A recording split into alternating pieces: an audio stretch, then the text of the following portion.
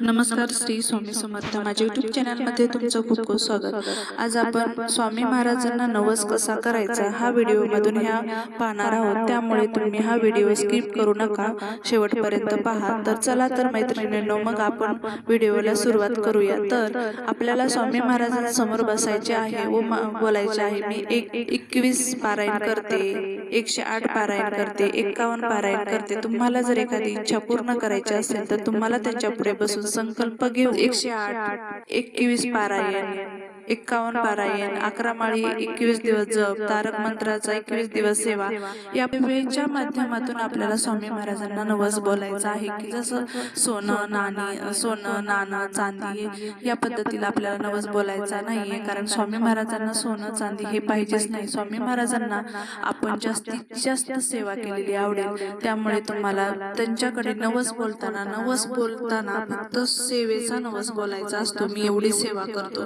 या पद्धतीने तुम्हाला नवस बोलायचा आहे।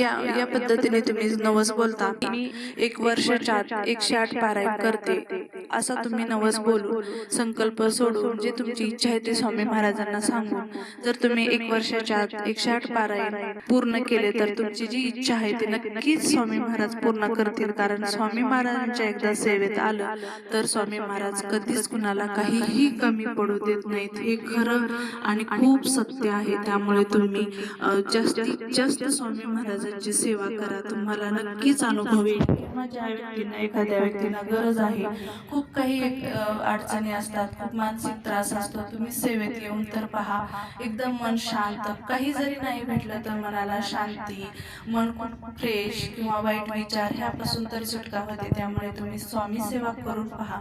आणि हा माझा व्हिडिओ कसा वाटला तर कमेंट करून सांगा। व्हिडिओला लाईक, शेअर आणि सबस्क्राईब करा। धन्यवाद।